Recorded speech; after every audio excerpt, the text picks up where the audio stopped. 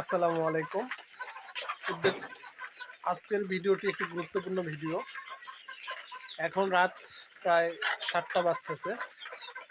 আমি এই রাতে এখানে আমার ফার্মে থেকে ভিডিও করার মূল উদ্দেশ্য ও কিছু কারণ আপনাদের জানাবো।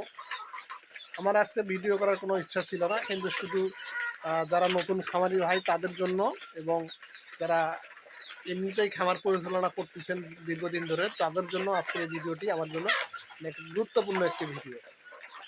যারা মুরগি পালন করে থাকেন তারা বিশেষ করে যদি কেউ মানুষের কর্মচারী উপর নির্ভরশীল হন, তাইলে তাদের জন্য ভিডিওটি আরও গুরুত্বপূর্ণ।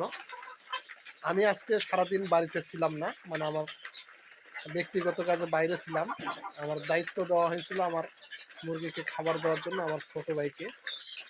সে মূলত পরিচালনা করে আমার অবর্তমানেই, কিন্তু আমি এসে দেখলাম আজকে মুরগিগুলো আমার অনেকগুলো ঠিক মতো খাচ্ছে না। আপনারা দেখতে পাচ্ছেন আমি খাবার দিছি, এই যে কিছু মুরগি দেখেন বসে আছে, আবার কিছু মুরগি ঠিক মতোই খাবার খাচ্ছে। এইগুলো দেখেন অর্ধেক মুরগি খাবার খাচ্ছে না।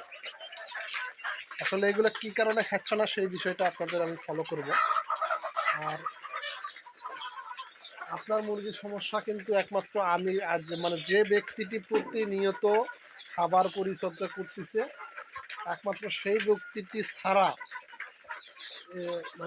এই মুরগির ফার্মটা পরিচালনা করা খুবই কষ্টসাধ্য হয়ে যাবে, এবং সে ছাড়া আপনার রোগবেলায় সম্পূর্ণ দ্রুত চলে আসবে। তাই আমি বলবো, আমি মনে করি যারা ফার্মিং পরিচালনা করে থাকেন তারা অবশ্যই কর্মচারী যদি ঠিকঠাকভাবে পরিচালনা করার দায়িত্ব দেন সেই যেন করে, এবং তারও বর্তমানে যে পারদর্শী সব কিছু উপযুক্ত সব কিছু ঠিকঠাক মতো বোঝে সে যেন করে।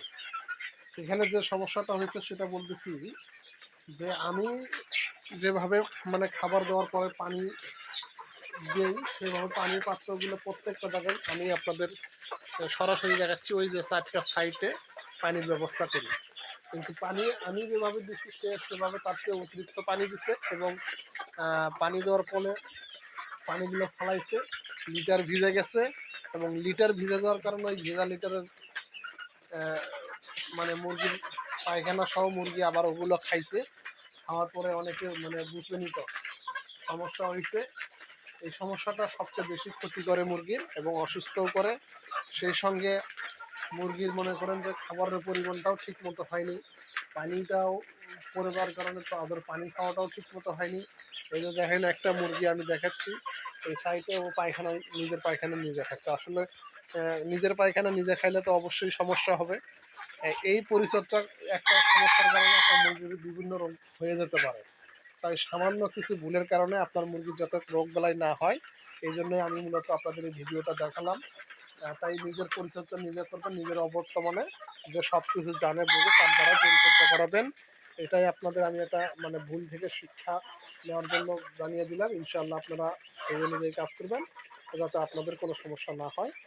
যাই হোক, আজকের মতো শত ব্যস্ততার মধ্যে ওই শর্ট ভিডিওটি আপনাদের জন্য নিয়ে এসেছি একটা অভিজ্ঞতা শেয়ার করার জন্য, এবং যারা সমস্যার এরকম সম্মুখীন যেন না হয় তাদের জন্য। যারা এখনও আমার চ্যানেলটি সাবস্ক্রাইব করেনি অবশ্যই সাবস্ক্রাইব করবেন, এবং আমার সকল প্রকার সাপোর্ট আমি ইনশাল্লাহ আপনাদের দিয়ে যাব। এবং সেই সঙ্গে আমাদের মুরগি সেল হয়, বাচ্চাও সেল হবে ইনশাল্লাহ, সামনে বুকিং চলবে, ডিমের উৎপাদন শুরু হবে ইনশাল্লাহ আর কিছুদিন। সকলের জন্য যে কোনো প্রয়োজনে আমার হোয়াটসঅ্যাপ নাম্বার কমেন্টে দিয়ে দেবো ইনশাল্লাহ। আজকের পরে মোটামুটি ভিডিও দিয়ে আমি শেষ করতে যাচ্ছি। সকলকে ধন্যবাদ। আসসালামু আলাইকুম।